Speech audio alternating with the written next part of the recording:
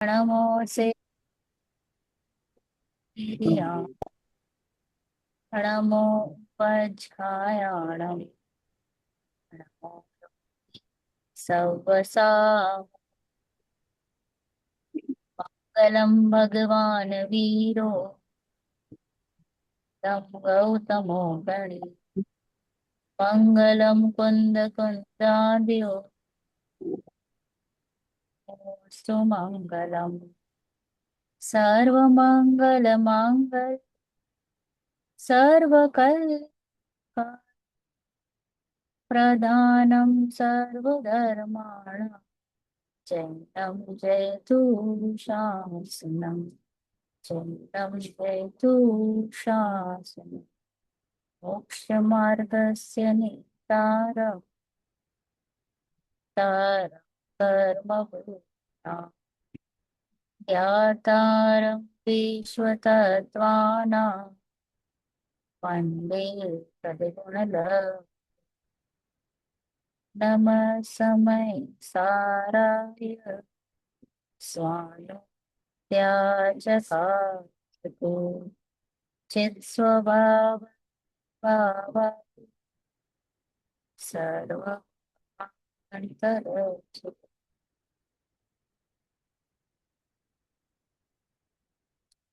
जय जिनेन्द्र। हाँ, तो अभी हम स्टार्ट करेंगे नए चक्र, निश्चय नए व्यवहार नए। बट उसके पहले हम थोड़ी सी चर्चा कर लेते हैं। जो हमने हमारे पास कुछ पॉइंट्स आए थे परवीन जी के, तो पिरांशी कॉल बात। हाँ, परवीन जी, हाँ बताइए आपका क्या कहना है।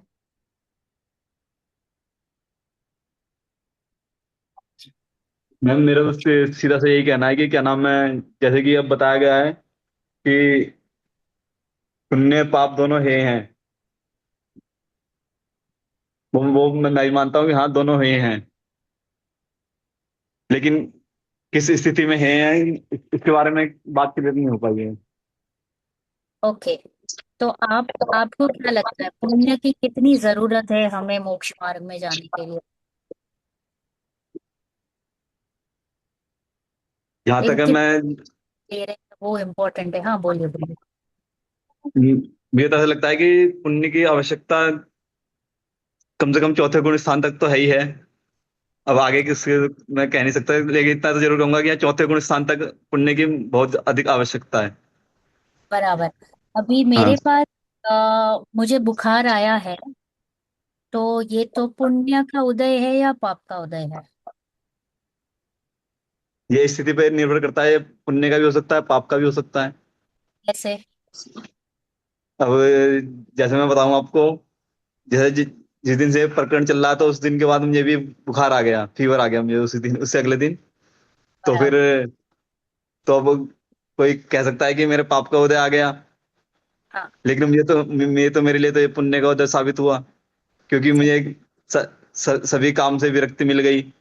घर का हाँ। कोई काम नहीं करना, खाना पीना कुछ नहीं है, दुकान पे नहीं जाना। तो अब मुझे पूरा खाली समय मिला तो उसमें मैंने और शास्त्रों का स्वाध्याय किया उसमें। राइट। और मैंने उनको ढूंढ अपनी चीजों को इसको ढूंढा। तो मुझे इसमें एक बहुत ही अच्छी चीज मिली जो मैं आप सभी के साथ शेयर करना चाहूंगा। राइट। तो ये हो कि उदय, तो उदय जैसे मतलब कुछ मैं उसको कैसे देख रही हूँ उस हिसाब से मुझे पुण्य या पाप कहूंगा। ठीक। हम्म। जैसे कि अभी बुखार आया और उसी परिस्थिति को मैंने स्वाध्याय आदि में लगा दिया, तो ये तो मेरे लिए पुण्य का उदय हुआ ना। पाप का हम्म। उदय कैसे हुआ। सिमिलरली मेरे मेरे पास बहुत सारा पैसा है और मैं फॉरेन ट्रिप पे निकल पड़ी हूँ, तो ये पुण्य का उदय है या पाप का उदय है। सोचिए। इसमें अगर सांसारिक दृष्टि से देखोगे तो ये पुण्य का उदय है, लेकिन अगर आध्यात्मिक दृष्टि से देखोगे तो ये पाप का उदय भी कह सकते हैं हम इसे एक तरीके से। वो पाप का ही उदय है। हम्म। जो उदय आपको स्वाध्याय आदि में नहीं लगा रहा है, तत्व निर्णय में नहीं लगा रहा, तो वो पाप का उदय हुआ ना आपके लिए। हाँ जी। हम तो ये पाप का उदय हुआ, हमने उसको वो उदय को यूज नहीं किया, राइट। हम्म। संयोग सब ठीक ठाक चल रहे हैं और उस हम्म, संयोग अपॉर्चुनिटी लेके जब मेरे कषाय मंद है, तब मुझे तो लगना चाहिए था स्वाध्याय आदि में। यस। हम्म, और मैंने उसको डाल दिया संयोगों में, जुटाने में, समेटने में, एंजॉय करने में, विषय भोगों में। तो फिर उसमें तो मैंने वो जो पुण्य का उदय था वो तो पाप को लेके आ रही है ना। तो हम्म, पापानुबंध पुण्य हुआ ना। पुण्य तो हम्म, है, बट पाप बंध रहा है, तो फिर वो मेरे लिए कैसे कार्यकारी हुआ। अब यही पुण्य, जब हमें अगर कोई ऐसा उदय है कि एवरीथिंग इज फैंटास्टिक, और इसी को यदि मैं तत्व निर्णय में लगा लूं, स्वाध्याय में लगा लूं, तत्व चिंतन में लगाऊं, तो ये हो गया पुण्यानुबंधी पुण्य। राइट, इसमें सातिशय पुण्य का बंध हो रहा है। तो यहाँ पे पुण्य का अर्थ ये होता है कि मेरे पास ऐसा एक समय मिलता है कि जहाँ पे मुझे वापस सच्चे देव शास्त्र गुरु का सानिध्य मिले, तत्व चिंतन निर्णय करने की रुचि बरकरार रहे। राइट, उसको मैं कहूंगी पुण्य का उदय। बाकी तो ये सब पाप का उदय है। और पाप का उदय भी कभी कभी हमारे लिए कार्यकारी होता है, क्योंकि तभी तो हमें संसार निसार लगेगा। एक्सट्रीमली पुण्य के उदय में तो हमारे पास कहाँ पे सोचने के लिए टाइम है कि सुख है या नहीं है, दुख है या नहीं है। होता है, क्योंकि मैं तो अपने आप को सुखी ही तो मानता हूँ पुण्य के उदय में। राइट परवीन जी। मैम इसमें एक बात मेरी थोड़ी क्लियर नहीं हुई, जैसे कि अब जैसे कि पाप और पुण्य दोनों को हे कहा है, हाँ, तो क्या इस जैसे कि पाप मीन्स अशुभ कर्म और बराबर। पुण्य मीन्स शुभ शुभ कर्म। बराबर। तो क्या हम इस इससे हम यही मान लें कि अशुभ कर्म भी है और शुभ कर्म भी है? 100% मानना पड़ेगा। देखो, हमारे तत्व निर्णय में जो हमारे बातें चलती है, जीव, जीव आश्रव बंध संवर निर्जरा मोक्ष, तो ये हम्म। आश्रय के कारण है, पुण्य बंध और ये पाप बंध। हाँ, तो आश्रव यानी ही दुख का कारण। अब हमें क्या चाहिए वो हमें सोचना है। हमें सुख चाहिए या दुख चाहिए, पहले वो डिसाइड कीजिए। क्या चाहिए सभी को? कुछ चाहिए। सुख चाहिए, राइट। तो सुख चाहिए, तो फिर ये तो पुण्य और जो पाप तो मैंने आश्रव किए और बंद किए, वे तो दुखदायक है। तो क्या वो मेरे लिए कभी हो सकती? परवीन जी सोचिए आप। देखो, लॉजिक से ही बिठाना पड़ता है, और वो बात अच्छी है कि हमें यही स्टेज पे ये सारे क्वेश्चंस आ रहे हैं, या इसी में हम अटक रहे हैं। This is the right time कि हम इसका सोल्यूशन निकालें। पुण्य और पाप दोनों ही सेम कैटेगरी के हैं। दोनों ही, दोनों ही। ओके, फर्स्ट ऑफ ऑल दोनों संयोगाधीन है। संयोगाधीन है। वैसे तो कुछ है नहीं मेरे अंदर, तो कोई घुस नहीं रहा है ना, पुण्य का उदय या पाप का उदय घुस रहा है क्या कोई? नहीं घुस रहा है, दोनों संयोगाधीन है। तो संयोग तो एक तो पॉइंट 1 पर है, दूसरा सोने की बेड़ी और लोखंड की बेड़ी। अब आप बोलो, आपको कौन सा पिंजरा पसंद है, सोने का पिंजरा पसंद है या लोखंड का पिंजरा? तो परवीन जी, आपको कौन सा पसंद आएगा? नहीं, वो तो क्लियर है कि हाँ, सोने का पिंजरा और लोहे का पिंजरा हमें किसी को कोई पसंद नहीं आएगा। लेकिन उसमें अभी डाउट वही है कि डाउट उसी उसी में हो रहा था कि क्या नाम है, जैसे कि अब है, राइट, पुण्य हे कि पाप, पुण्य ही हे हैं, तो फिर क्या नाम है, शुभ और अशुभ क्रियाएं वो भी तो दोनों ही हे होनी चाहिए। देखो, हे है, वो फैक्ट है। परंतु ज्ञानी के भी जीवन में और अज्ञानियों के भी जीवन में वो सारी शुभ क्रियाएं दिखती है। अब जो अज्ञानी जो वो शुभ क्रिया कर रहा है, वो उपादेय बुद्धि से कर रहा है। वो मानता है कि उसमें धर्म है, या उससे मुझे कुछ लाभ होगा, या वो मेरे सुख का कारण है। वो दृष्टि से वो कर रहा है। और जो ज्ञानी जीव है, वो वही वही शुभ कार्य, वो भी शुभ कार्य ही करेंगे, परंतु उसमें हेयत्व है, परत्व है। उसकी ताकत टूट चुकी है। समझ रहे हो परवीन जी? मैं हम्म। जो वो मुनीम है, मुनीम पैसे कमा रहा है अपने सेठ के लिए। राइट, वो वही सारे पैसे धन इकट्ठे भी कर रहा है, गिन भी रहा है, किसी को देने में हिचकिचा भी रहा है, उसका टेस्टिंग भी कर रहा है, सब कुछ कर रहा है, राइट। पर क्या हम्म। उसका जुड़ाव है क्या वो पैसों से? वो एकत्वपना है जो, एक है मेरा पैसा और एक है किसी और का पैसा, और उसको मैंने संभाल रही हूँ उतने ही केयर से जैसे कि मेरा ही पैसा है। बट फिर भी दोनों की बुद्धि में फर्क है। कितना हम्म। फर्क है, जमीन आसमान का फर्क है, क्योंकि वो पर है। वैसे ही हमारे पास तीन ही उपयोग है परवीन जी, राइट। शुभ हाँ उपयोग, जी। उपयोग और शुद्ध उपयोग, राइट। हम्म। अभी हमें तो अशुभ में जाना नहीं है। क्यों नहीं जाना है? क्योंकि पता है वो तो क्लियरली दुखदायक है, हाई हम्म। लेवल का दुख, तीव्र कषाय, ओके, तीव्र कषाय। हाँ। और शुद्ध उपयोग में जीव जा नहीं पा रहा है, प्रयास चल रहे हैं बट जा नहीं पा रहा है। तो hmm. Obviously this is a better option कि वो शुभ उपयोग में रहे, यानी पुण्य कार्यों में बना रहे। बट अगर इन पुण्य कार्यों में जीव जब बना रहता है, उसमें उपादेय बुद्धि अगर वो काम कर रहा है, तो वो मिथ्यात्व है। अगर उसकी मान्यता में जरा सा भी ऐसा रह जाता है कि ये मेरे लिए कार्यकारी है, इसे मुझे रखना चाहिए, ये मेरे मोक्ष मार्ग में सहायक है, तो ये सारी वस्तुएं पूरा रॉन्ग डिसीजन हो गया आश्रव के बारे में। वही जीव, यही सारे पुण्य के उदय, इनफैक्ट हमसे विशेष देखे जाएंगे ज्ञानी जीव। उनकी भक्ति तो हमारी भक्ति के सामने कुछ भी नहीं है। हम जो देव शास्त्र गुरु की भक्ति करते हैं, स्व पूजन आदि करते हैं, तो कोई तारतम्य नहीं है, वो तो एक्सट्रीम इन्वॉल्वमेंट के साथ करते हैं।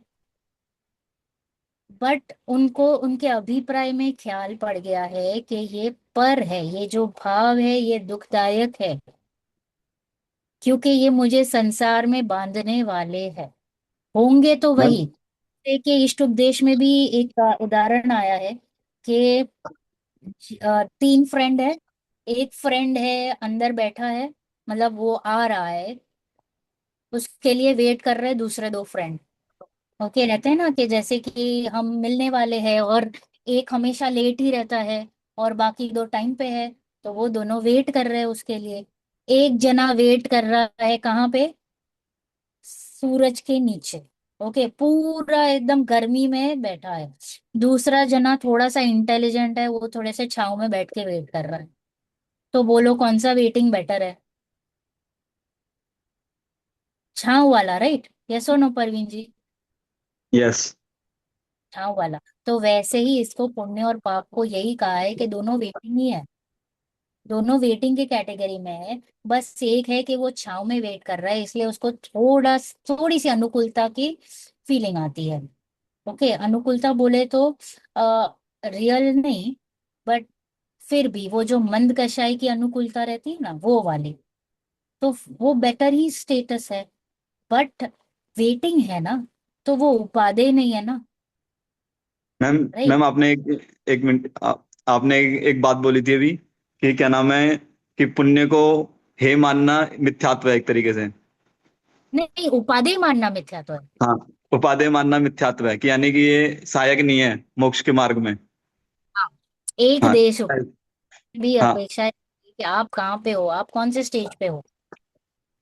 अब हाँ, अब कंटिन्यू। मुझे मुझे ये बात पचती नहीं है। मैं एक इसमें एक उदाहरण से बताता हूँ। जैसे कि अब जैसे कि आप क्या नाम है आप कह रहे हो कि ये मोक्ष मार्ग में सहायक नहीं है। ओके। तो जैसे कि मान लो जैसे मैं हूं अब इस टाइम इस स्थिति में। अब जैसे हम शास्त्र पढ़ रहे हैं, हाँ। हम शास्त्र का स्वाध्याय कर रहे हैं। तो फिर हम शास्त्र का जो हम स्वाध्याय कर रहे हैं ये भी तो एक पुण्य क्रिया है, ये एक शुभ क्रिया है। क्या ये मोक्ष हाँ, मार्ग में सहायक नहीं है? हाँ, हमें देखो। बाद में छोड़नी पड़ेगी। ये हाँ, ये पक्का है कि तब हम पूरे शास्त्रों को सब समस्त शास्त्रों को के ज्ञाता हो जाएंगे, तो हम सबको समझ जाएंगे। उसके बाद हम आखिर में इनको छोड़ना ही है। लेकिन एक तरीके से सहायक तो है ही है हमारे, या नहीं है? आप क्या कहते हाँ, हैं इस बारे में? मैं यही पहले कहना चाहूंगी, देखो कि आपने जो हम्म। ये सहायक कहा कि पुण्य का उदय है इसलिए हुआ, ये किसी अपेक्षा से बात करी है। ओके, हम्म। नहीं, किसी अपेक्षा से बात करी है कि भाई एटलीस्ट पाप से तो बेटर ही है पुण्य, वो कहा है। वो अपेक्षा लेके बात चल रही है कि पाप से तो बेटर है कि आप अभी ये जो शास्त्र स्वाध्याय कर रहे हो तो ये बेटर है ना कि आप टीवी नहीं देख रहे हो, पाप कार्य नहीं कर रहे हो, कोई और किसी की निंदा वगैरह नहीं कर रहे हो, तो उससे तो बेटर ही है कि आप ये करो। नहीं नहीं नहीं, वो तो बेटर है। हाँ। जैसे अब और इसमें इसमें सहाय इसमें कैसे होगा मैं आपको बताती हूँ। अगर हम्म आपने ये जो शास्त्र स्वाध्याय किया हम्म और उसको वास्तव में आपके जीवन में लगाया, हम्म तो ये पुण्य का उदय कार्यकारी रहेगा। अब इसमें भी अगर मैंने उदय उदय उदय को ही कार्यकारी मान लिया तो इसका अर्थ ही ये होता है कि मैंने कर्मों को इम्पोर्टेंस दे दिया है मेरी लाइफ में। दी ना परवीन जी, कि शुभ कर्म तो चाहिए, शुभ कर्म तो चाहिए, शुभ कर्म तो चाहिए, तभी जाके तो काम होगा। तो फिर जीव का उपादान कहाँ गया? मैंने मेरी कैपेसिटी और मेरी कैपेबिलिटी को तो शून्य कर दिया, और मेरा तो पूरा ही ध्यान वो कर्मों के ऊपर चला गया कि वो रहेगा तो मेरे से कुछ होगा, वो रहेगा तो मैं कुछ कर पाऊंगा, वो नहीं रहेगा तो मैं कहाँ का कहाँ चला जाऊंगा। क्या ऐसे होते हैं कार्य? उपादान से होते हैं कार्य के निमित्त से होते हैं कार्य? कार्य तो पातान से होते हैं। पर हमने तो पूरा वजन तो कर्मों पे डाल दिया ना अभी उदय को, और इम्पोर्टेंस कितनी दे दी उसको? इतनी सारी इम्पोर्टेंस दे दी है कि वो हमारे ऊपर हावी होके बैठा है।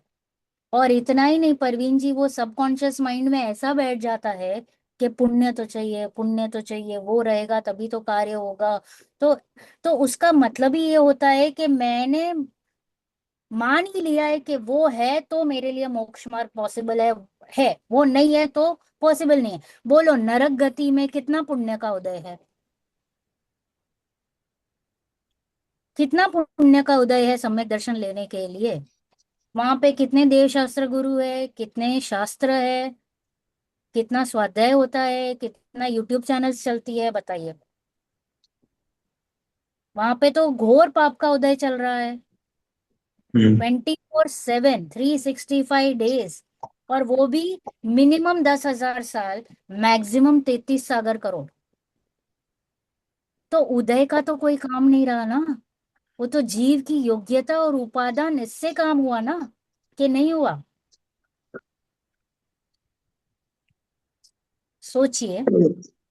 सेम थिंग, एक्सट्रीम पुण्य का उदय है, मैं देवगति का देव बन गया हूँ। हाँ।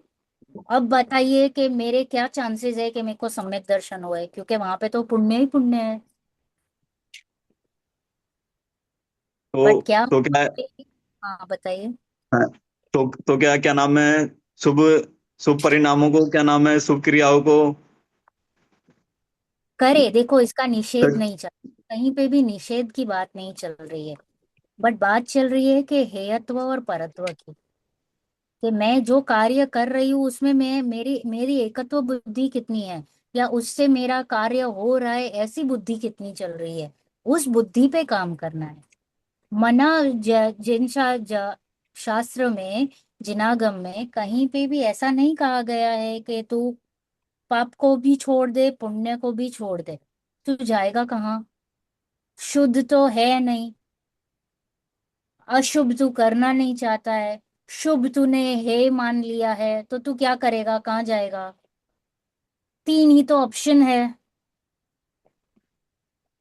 पर वो जो भी क्रियाएं करता है ज्ञानी जीव, या हम भी वही प्रोसेस में आगे जा रहे हैं, राइट? तो मुझे उसके देखने का नजरिया तो चेंज करना पड़ेगा ना पुण्य को।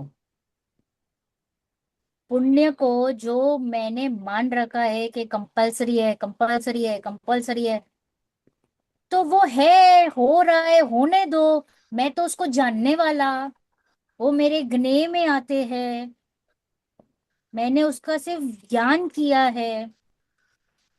उसको जब तक हम पर की कैटेगरी में नहीं डालेंगे, हे की कैटेगरी में नहीं डालेंगे, तो वो बच्चा हो जाएगा जो बिगड़ गया है। और फिर भी मैं उसको, बिगड़ा हुआ बच्चा है और उसको माँ ने ठान लिया है कि उसको घर से बाहर निकालो, बट मैं घर से बाहर नहीं निकाल पा रही हूँ, क्यों? क्योंकि मैंने मान रखा है मेरा है, अच्छा है, ऐसा है, तो मैं उसको कैसे घर से बाहर निकालूंगी। यहाँ पे जो बातें सिर्फ चल रही है वो अपेक्षा से बातें चलती है, और हम कौन से लेवल पे है वो लेवल को लेके आचार्य जी हमसे बात करते हैं कि यदि मैं कभी भी मंदिर ही नहीं आया हुआ व्यक्ति है, तो उसको डायरेक्टली मैं नहीं बोल सकती है कि अरे तू आत्मा है, तू शुद्ध है, तू मुक्त है, तू सिद्ध समान है। उसको नहीं समझेगा। उसको जय लगेगा आप लो। चाइनीज लैंग्वेज कर रहे हो। राइट। उसको नहीं समझेगा। समझेगा क्या? बट यदि वही इंसान जो कभी भी मंदिर नहीं आया, उसको पहले बोलेंगे तू दिन में एक बार आ। ओके। आते जा आते जा, फिर उसको बोलेंगे अच्छा सुन, इतने से कार्य नहीं होगा, एक काम कर, तू पूजन आदि कर। फिर बोलेंगे सुन, इससे कार्य नहीं होगा, तू प्रवचन आदि सुन। सुन, इससे कार्य नहीं होगा, तू आत्मा के सब तरीके से उसको जान। राइट। उसको, उसके सारे पहलुओं को जान, तत्वों को जान। तो बोले सुन, इससे कार्य नहीं होगा, आत्मानुभूति से कार्य होगा। तो स्टेप बाय स्टेप आगे लेके जा रहे हैं ना। मैं डायरेक्टली कोई और अन्य सभा होगी उसको जाके मैं बोल दूं कि पुण्य है, तो उसको नहीं समझेगा। उसको वो पचेगा भी नहीं। क्योंकि एक तो पहले से अनादि की मान्यता ही चल रही है कि मैंने आश्रव भाव को तो उपादेय मान रखा है। आश्रव और बंध को सुखदायक माना है या नहीं माना है? कौन कौन एप्लीकेशन कर रहा है, सच बताइएगा। एप्लीकेशन कर रहे हैं कि नहीं कर रहे हैं? हम तत्व निर्णय जब करते हैं, हम यहाँ पे अभी तीसरे साल, थर्ड ईयर है हमारा, तो अभी हमें एप्लीकेशन की प्रैक्टिस आनी ही चाहिए, and it is a must and compulsion, अगर जीव को सुख चाहिए तो। अगर हमें सुखी होना है, आत्मानुभूति करनी है, तो अप्लाई करना पड़ेगा। तो आश्रवों को क्या हमने हे की कैटेगरी में डाला है? यस। आश्रवों को हे की कैटेगरी में डालने के लिए पहले तो मुझे कषायों का स्वरूप समझना पड़ेगा। तो क्या मैं मानती हूँ कि कषाय ने वास्तव में मुझे दुख दिया है? उसको day in and day out practice करनी पड़ेगी कि जब जब कोई सिचुएशंस खड़ी हो रही है, तो दुख का कारण क्या था, मेरी कषाय। और अगर मुझे ख्याल में पड़ रहा है कि ये कषाय थी जो दुखदायक है, तो दुख वाली चीजें आप रखना पसंद करोगे या छोड़ना पसंद करोगे? छोड़ना। तो ऑटोमेटिक छोड़ रहे हो ना, ऑटोमेटिक हे हो रहा है ना, कि आपको बस जिनवाणी ने कहा है आश्रव है, आश्रव है, आश्रव है, रटो माला। कितना काम हो रहा है? जब तक मैं जो जिनवाणी कह रही है उसके हार्ट तक नहीं पहुंचूंगी, उसके मर्म को नहीं पकड़ूंगी, उसको एप्लीकेशन में नहीं लगाऊंगी, तो मुझे तो बस यही समझना है कि मैंने पढ़ लिया और हो गया, टिक मार्क, खत्म। हमारा भव चला जाएगा। हमें इस ख्याल में नहीं पड़ रहा है कि हमें इतना इतना बेस्ट अवसर मिला है। जो पुण्य का उदय आप कह रहे हो ना परवीन जी, अति सातिशय पुण्य से भी, आई मीन तीर्थ, ये चक्रवती से भी अति अनंत गुना पुण्य का उदय अभी है हमारा। क्यों? क्योंकि एक तो पंचम आ रहा है, पांचवा काल है, राइट। उसमें कोई सच्चा सच्चा मार्ग सुनने सुनाने वाला कहीं मिल रहा है आपको? नहीं मिल रहा। सच्चे देव की पहचान ही नहीं हो पा रही है, और रुचि नहीं हो रही है। चलो हम बाई बर्थ सच्चे देव शास्त्र की शरण में आ भी गए। ओके, बाय बर्थ हम स्वाध्याय पूजन आदि कर रहे हैं, बट क्या वो एक रूटीन सा हो गया है कि मैं रुचि पूर्वक उसको करके एप्लीकेशन डाल के तत्व निर्णय के लेवल पे लगा रही हूँ? अगर हम वो लेवल पे आ गए हैं तो हम गिन के लोग हैं, गिन के। इतने अनंत जीवों में मेरा नंबर लगा है। इसको कहते हैं पुण्य। और इस पुण्य के उदय को, यानी मंद कषाय, उसको आप बोले ना पात्रता रेडी है, अभी आप इसमें पानी डालते जाओ, डालते जाओ, डालते जाओ, मटका भरता जाएगा। बट पात्रता ही डेवलप नहीं होगी तो कैसे होगा? तो इसलिए सबसे पहले परवीन जी, हम सभी को, Parveen ji not in person, but आश्रव को, पुण्य आश्रव या पाप आश्रव, पुण्य बन या पाप बन, दोनों को पहले खोले, खोल के समझे उसका क्या स्वरूप है, और फिर डिसीजन पे आए, ना कि जिनवाणी कह रही है इसके लिए। पुण्य भी जब हम कहते हैं ना कि कैसे, मतलब मैं उसको आकुलतामय नहीं लगती है ना हमको, पुण्य का उदय लगती है, नहीं लगती है, लगती है क्या? पुण्य का उदय आकुलतामय किस किस को लगती है? कैसे मुझे भी लगे? लगती है थोड़ा। अपने, कैसे मुझे कैसे? थोड़ा थोड़ा ये मुझे थोड़ा थोड़ा लगता है, जब कभी मतलब प्रोग्राम बन गया बच्चों का, चलो फिल्म देखने जाना है, यहाँ देखने जाना है, तो मुझे वो आफत लगती है, अरे फालतू टाइम वेस्ट हो रहा है मेरा, इतना तो बैठ के मैं स्वाध्याय करता कुछ, है ना। लेकिन हाँ, अब सबका प्रोग्राम है, किसी का मूड खराब नहीं कर सकते, तो जाना है तो जाना है, तो शॉपिंग के लिए जाना है तो जाना है, तो लेकिन मन में लगता है कि अगर ना जाने को मिले, छुटकारा मिल जाए तो ज्यादा अच्छा है। देखो ये जो पुण्य का उदय है ना, वो भी कितना टिकता है। हम सभी चाहते हैं कि वो टिका रहे, टिका रहे, टिका रहे, टिका रहे, राइट? बट वो टिकता नहीं है। तो वो जो नहीं टिकता है ना, उसकी आकुलता होती है हमें, राइट? उसको मेंटेन करने की आकुलता होती है हमें, कि यही सिचुएशन हमेशा मेंटेन रहे, और वो मेंटेन नहीं होती है, तो आकुलता बनी रहती है, राइट? बनी रहती है। हम चाहते हैं कि ऐसे ऐसे पॉइंट्स निकाले कि आकुलता की फीलिंग लगनी चाहिए पुण्य के उदय में। पाप के उदय में तो चलो it's very easy to understand कि आकुलता है, आकुलता है, आकुलता है। पुण्य के उदय में आकुलता लगाना, यानी पसीने छूटना, यानी आप सीरियसली सोच रहे हैं, सीरियसली आप बैठ के वो सिचुएशन का पोस्टमार्टम करने की कोशिश कर रहे हो कि वो उदय है, तो वो उदय में जिनवाणी कह रही है कि पुण्य का उदय तो आकुलता जन्य है, तो मुझे क्यों नहीं लग रही है? हमें अपने आप से रिलेट करके ही बात करनी है, हवा में तो बात नहीं करनी है ना। हवा में बात करने के लिए हम यहाँ पे नहीं बैठे। सारी चीजें मुझे अपने आप से रिलेट करनी ही पड़ेगी, और वो रिलेट हो रही है कि नहीं वो चेक करना है। तो जिनवाणी अगर इशारा दे रही है तो उसका हाथ पकड़ ले, और देखे कि एक मेंटेनेंस का, और वो वापस उदय वैसे का वैसा, यू नो आए, बार बार बार बार बार बार आता रहे, राइट? और वो चेंज नहीं होना चाहिए हमेशा। ऐसे का ऐसे मैं हमेशा 15 साल की ही रहूं,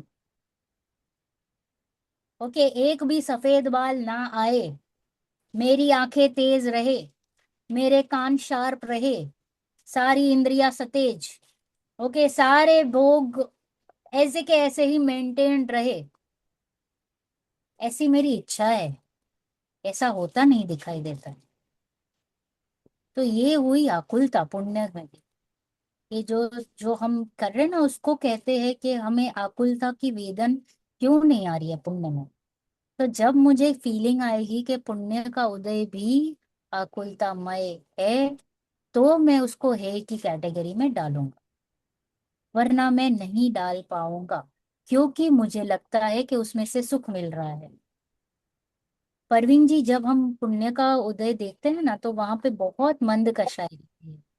स्वाध्याय आदि में जब करते हैं, भोजन आदि करते हैं, या किसी की हेल्प कर ली, दया दान भक्ति आदि कर ली, तो जो जीव, तभी उसकी जो कषाय है वो मंद है, तो वो मंद कषाय वो कम आकुलता को दिखलाती है।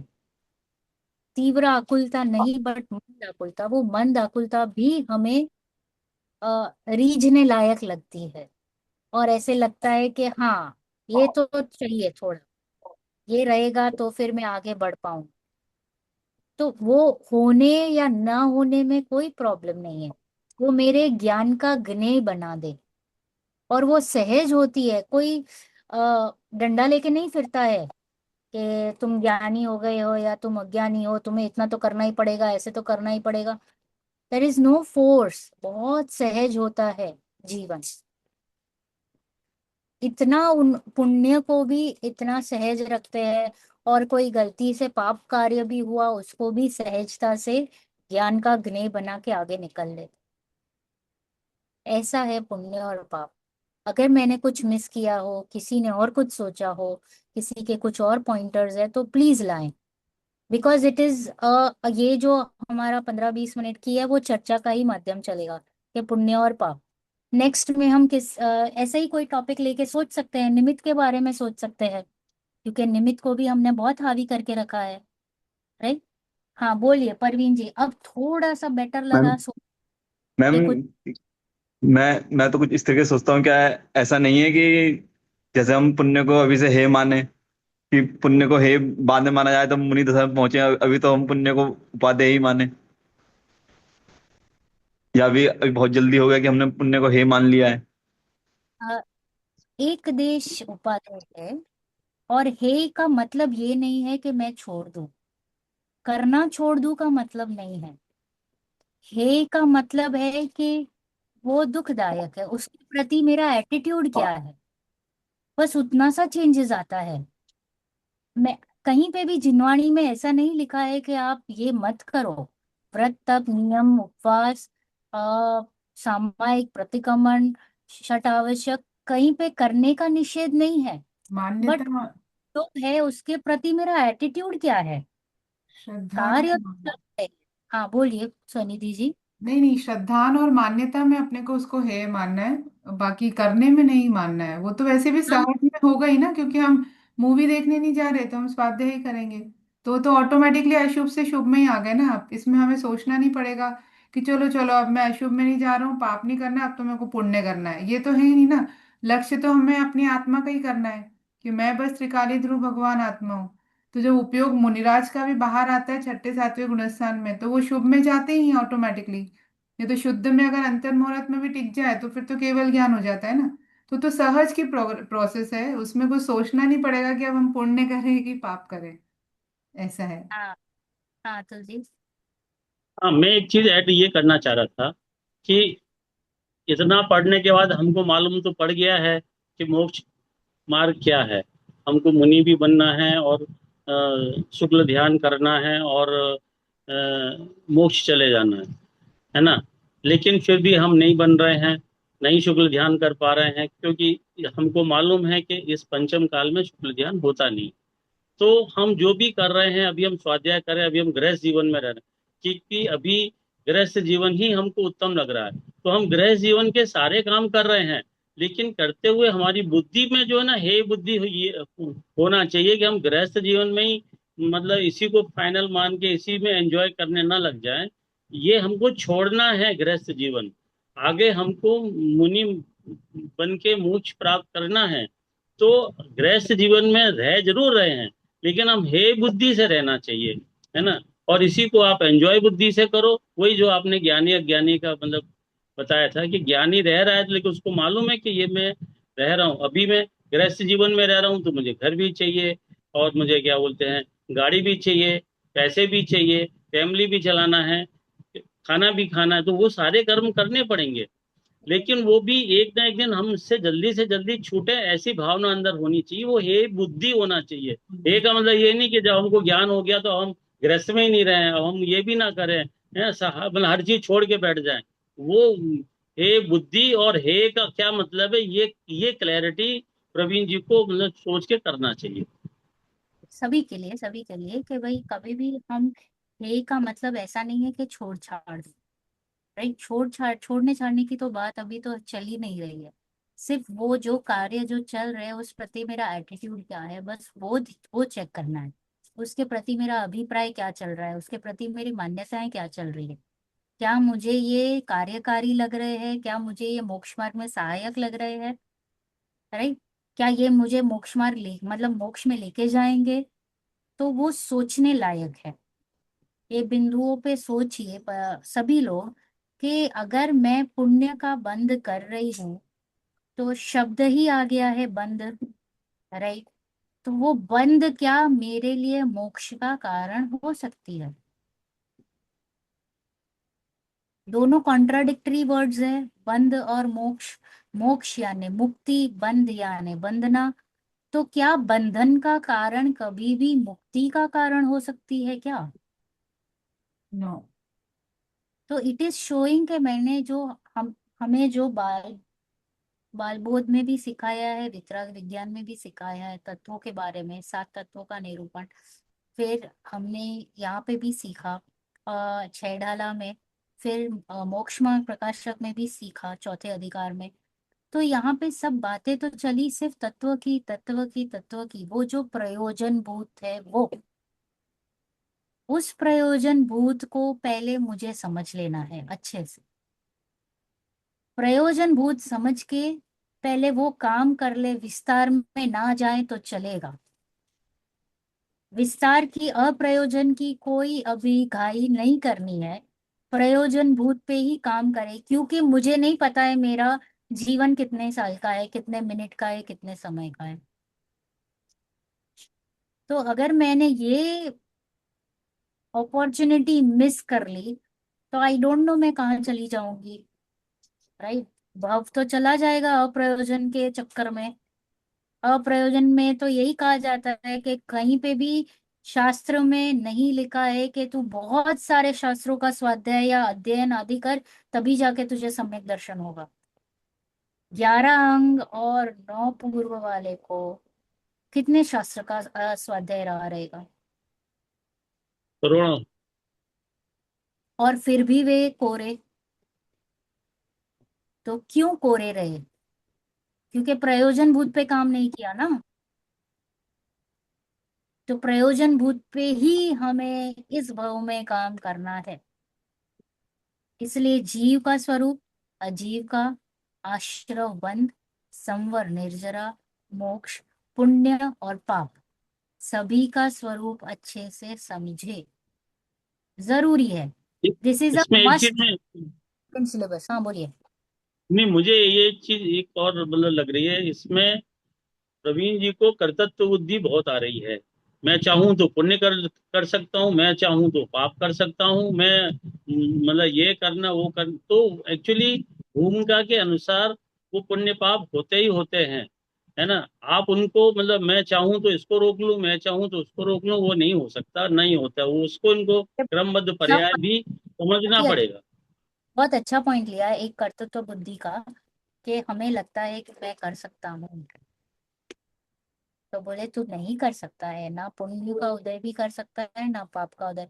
चलो मैंने अभी सोच लिया कि मैं अभी ढेर सारा पाप का उदय करके दिखाऊं। चलो सभी लोग गुस्सा करके बताओ, अभी का अभी। और वो मेंटेन होना चाहिए जब तक मैं कहूँ तब तक। ओके, करके बताओ। ये सब एप्लीकेशन बेस्ड है, हाँ। इस सबको ट्राई कीजिएगा घर पे, कि मैं चाहती हूँ कि आज मैं तो बहुत पाप बांध के रखूं। ओके, ट्राई करो। आज तो मेरा गुस्सा रहना ही चाहिए, इतना मान तो रहना ही चाहिए। इतनी मायाचारी तो मैं आज करके ही रहूंगा। आप आपके हाथ में नहीं है। सेम थिंग, कि आज मैंने बहुत डिसाइड किया है कि मैं आज ढेर सारा स्वाध्याय करूंगा। ओके, एटलीस्ट 4-5 घंटे। और फोकस कहीं पे नहीं जाएगा। हम जब ये 1 घंटे की क्लास बैठते हैं ना, तभी हमारा उपयोग कहाँ से कहाँ आके जाता है पता भी नहीं चलता है। 1 मिनट भी अगर उपयोग यहाँ से वहां गया, इसका अर्थ ही हो गया कि ये पुण्य बांधते हुए भी वो पाप करके आ गया। जी, तो वो जो पाप उसने किया था, क्या वो बुद्धिपूर्वक था? नहीं। नहीं था। और वही पाप कार्य करते करते कहीं पे उसको ऐसे दया के भाव आ गए, या कोई और भाव आ गए, तो क्या वो भी उसने इच्छा था? नहीं इच्छा करी थी। तो ये it is a very good point के कर्तृत्व यानी पुण्य और पाप जो भी को जीव कर रहा है, वो सहज हो रहा है। परिणाम मेरे कंट्रोल में नहीं है। कोई भी परिणाम मेरे कंट्रोल में नहीं है, वो भी हमें देखना पड़ेगा। ये अग्रहीत मिथ्याद यही तो है अनादि से हमको। कर्तृत्व, भोगत्व, है ना, एकत्व और ममत्व, यही चार चीजें तो हमको लगी हुई हैं शुरू से। मैं ये कर सकता हूँ, मैं वो कर सकता हूँ। आप कुछ नहीं कर सकते, आप सिर्फ ज्ञाता दृष्टा बने रह सकते हैं। कि अगर इतना अगर आपको भेद ज्ञान हो गया तो समझ लो आप एक स्टेप आगे चढ़ गए। एक स्टेप आगे चलते हैं। तो सभी ट्राई कीजिएगा, ये जो परवीन जी ने पॉइंट्स निकाले हैं, तो अच्छी बात है। परवीन जी, आप कुछ ऐड करना चाहोगे? कि आपने कहा था कि आपने कुछ अच्छा पढ़ा था, तो क्या पढ़ा था आपने अच्छा? पहले तो जैसे अतुल जी ने कहा कि कर्तृत्व बुद्धि वो तो होती ही है। अगर कर्तृत्व हाँ, बुद्धि ना हो तो फिर तो हम कहाँ से कहाँ पहुंच जाएं। कर्तृत्व बुद्धि तो हमेशा रहती है, ना चाहते हुए भी। इसको मान लो त्यागना अगर है। हम चाहें कि, अगर हम ना चाहें कि एक चीज कि करने का भाव ना रहे, लेकिन कई बार आ जाता है। हमारी योग्यता ही ऐसी है, हम क्या करें। आने दो। ऐसा नहीं है आने कि, में कोई प्रॉब्लम नहीं है, हाँ, हमें जानने वो में तो नहीं कोई नहीं, एक वो मिनट प्रॉब्लम। परवीन जी। करने का भाव तो आएगा कि मैं खाना बनाऊं अपने पति और बच्चे के लिए, पर मेरी मान्यता ये रहेगी मैं बनाने वाली नहीं हूं, तो ये दोनों में डिफरेंस है। करने के भाव तो भाई कहाँ तक है, क्योंकि अभी तो पूरा मौन या बाकी है ना। बट तो वो मान्यता बदलनी है अपने को।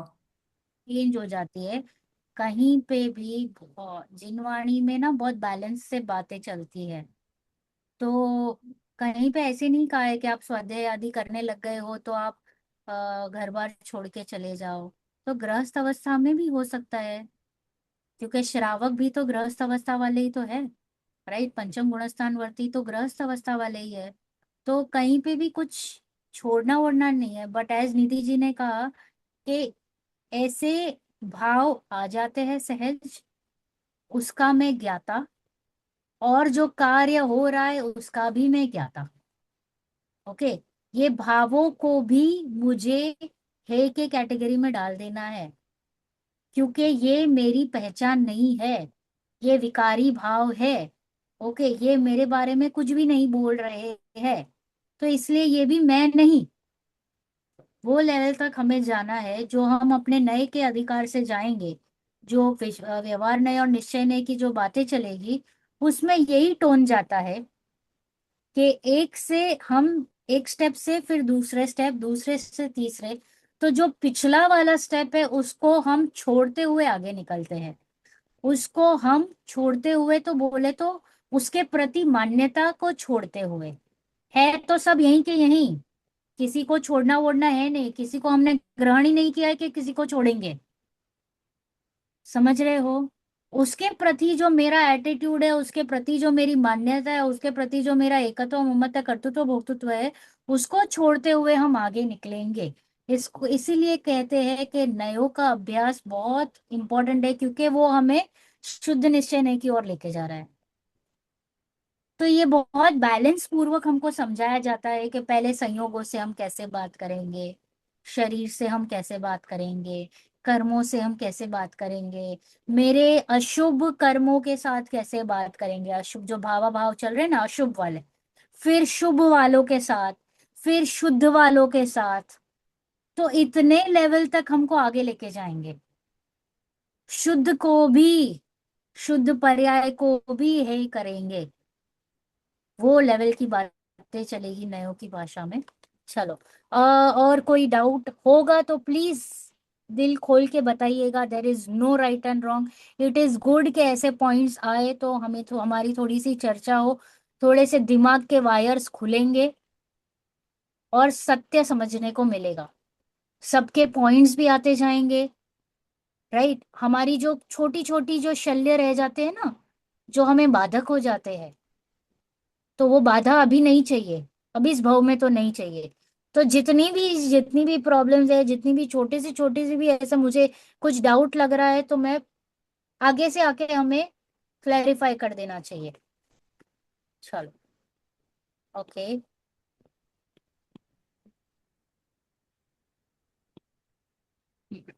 सभी को दिख रहा है स्क्रीन? ओके, चलो।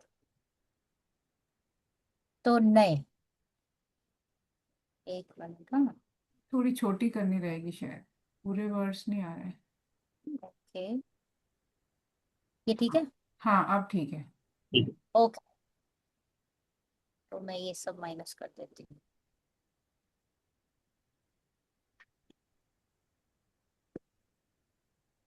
बेटर है? हाँ बेटर है। हाँ परवीन जी, वो जो आप शेयर करने वाले थे वो जरूर शेयर कर लेना। क्या क्या क्या, मेरे को भी सुन रहा है। नहीं, अरे कहाँ परवीन जी चले? बोल रहे थे ना कि कुछ शेयर करना है, अच्छी चीज मिली है सबसे, तो वही। हाँ, मैंने हाँ वही तो बोल। मैं मैं ग्रुप में शेयर कर दूंगा उसे। हाँ हाँ please, thank you thank you. कहाँ चला गया? अरे रे। स्टॉप शेयरिंग हो गया लगता है। हम्म। हम्म, आ गया आ गया। आ ओके। गया। तो नए कहाँ से आया? तो कौन बताएगा नए कहाँ से आते हैं?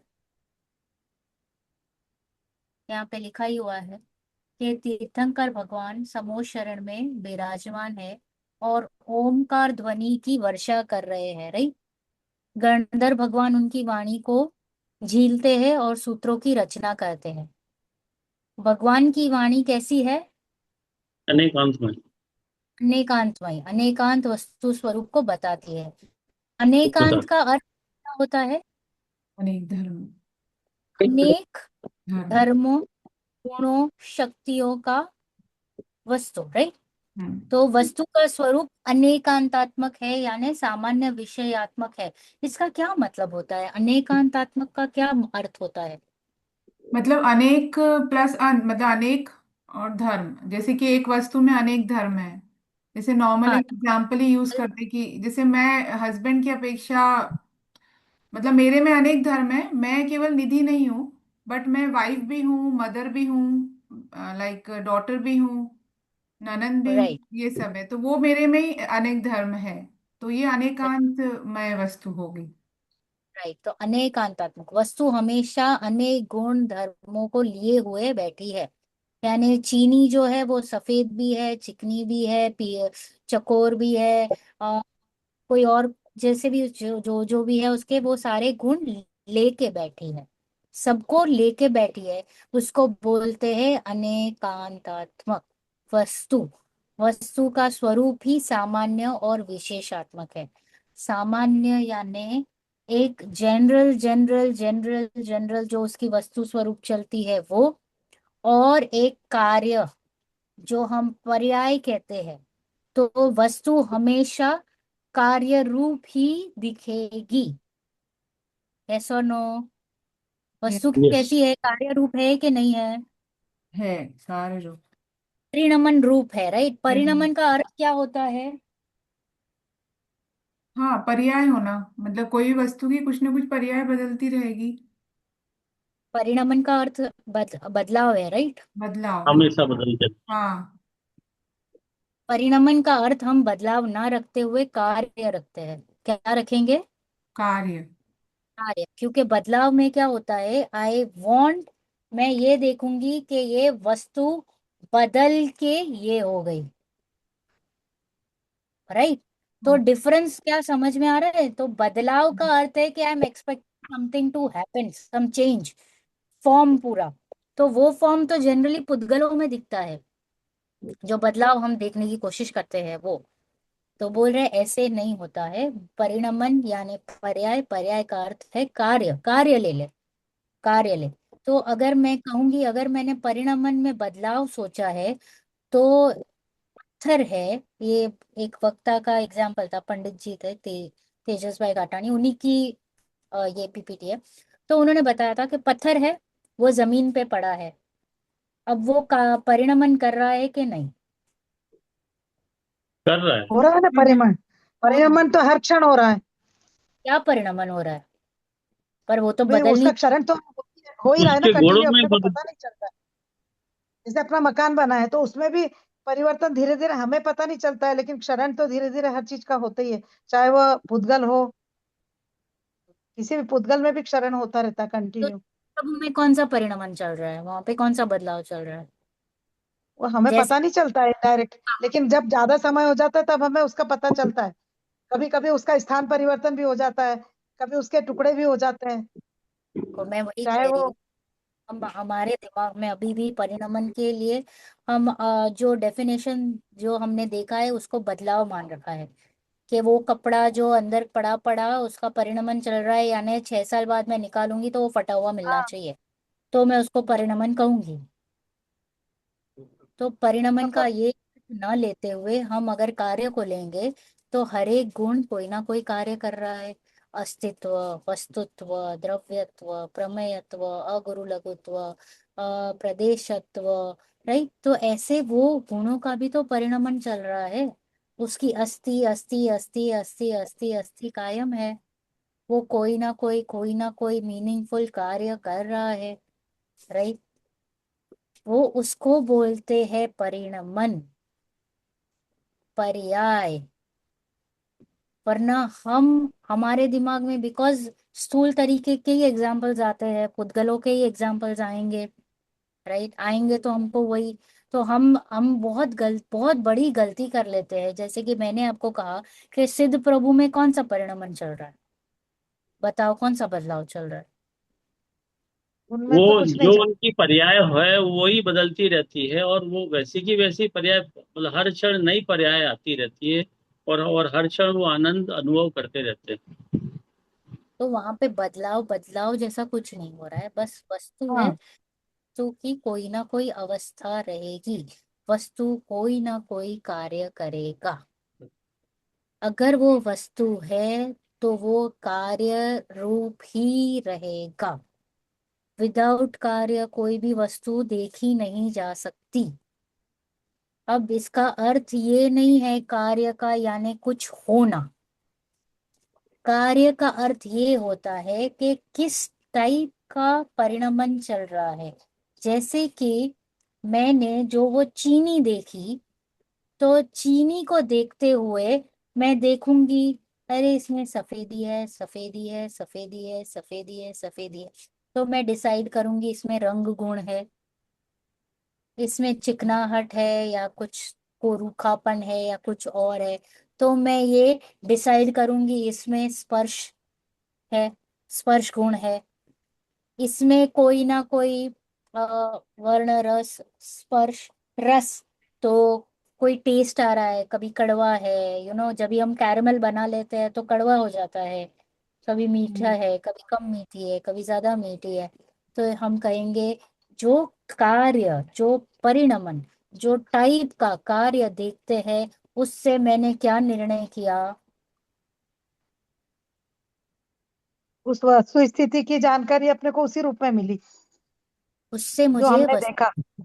बारे में पता चला, यानी वस्तु कैसी है वो पता चला।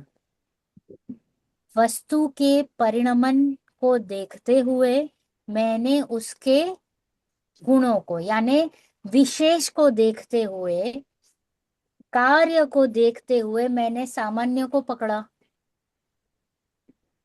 पकड़ा किसको मैंने अभी? सामान्य शकर सामान्य को। को पकड़ा। देख किसको रही हूँ? शकर। विशेष वस्तु को को। देख रही हूँ। तो उस वस्तु ही सामान्य विशेषात्मक है। हम्म, विशेष को विशेष ही दिखेगा, सामान्य दिखेगा क्या कभी? वर्ण रस स्पर्शगंध दिखता है क्या? वर्ण बताओ। तो आप बोलोगे सफेद है ना, सफेद है, सफेद है। मैं बोली नहीं, वर्ण बताओ आप। तो वो सफेदी ही बता रही है कि वो वर्ण गुण वाला है। वो चिकनाहट ही बता रही है कि वो स्पर्श गुण वाला है। राइट। वो टेस्ट बता रहा है कि उसमें रस रस गुण है। राइट। वर्ण रस स्पर्श गंध उसकी स्मेल बता रही है। जो मी अच्छी सी एक कोई भी स्मेल रहेगी वो बता रहा है। वो किसको दर्शा रहा है? तो सामान्य को दर्शा रहा है। किसको दर्शा रहा है? सामान्य को। सामान्य। तो विशेष वस्तु ही सामान्य विशेषात्मक रहती है। सामान्य त्रिकाल रहेगा, विशेष को हम कार्य कहेंगे, बदलाव कहेंगे, अवस्था कहेंगे। बदलाव नहीं, अवस्था या कार्य। बदलाव में वापस हमारा जो ट्यूनिंग है ना, वो गड़बड़ वाला है, हम कुछ चेंज देखना चाहते हैं। तो लेट अस अनलर्न समथिंग। कुछ चीजें जो हमने सीखी है उसको वापस हम सही सीखेंगे। ओके, चलो। देखो, परिभाषा तो ऐसी ही है कि वस्तु की अवस्था को, बदलाव को ही परिणमन कहते हैं। बट क्या करें, वो भाषा की थोड़ी सी सीमा होती है। चलो। नए की पूर्व भूमिका अनेकांत किसे कहते हैं? प्रत्येक वस्तु में वस्तुपने की सिद्ध करने वाली अस्ति नास्ति आदि परस्पर विरुद्ध दो शक्तियों का एक ही साथ रहना होता है। तो यहाँ पे जो हमने ये बुक कौन नित्य, सी चल रही है? ये वाली। मेरे इसमें तो आप जो बोल रहे हैं ये शुद्धात्मा प्रभा जी की नए चक्र गाइड खोली है मैंने। ये मैंने पीपीटी शेयर करी है जस्ट थोड़ा सा सिंपल करने के लिए, फिर हम पढ़ेंगे बुक अच्छा को भी। ओके। अच्छा अच्छा। तो ये किसी के रेफरेंस से मैंने पीपीटी ली है। तो बात चल रही है कि वस्तु में अनेक धर्म है, युगल, जो परस्पर विरुद्ध दिखते हैं। तो वही जो दही, दूध दही छाछ, राइट, दूध दही छाछ। तो दूध, दही, छाछ, सभी में वर्ण है, रस है, स्पर्श है, है गंध है या नहीं है? है। है। है। पर फिर भी एक अनित्य होते हुए भी अनित्य दिखाई दे रहा है कि नहीं? क्योंकि दूध, दूध से ट्रांसफर हुआ दही, दही से ट्रांसफर हुआ छाछ।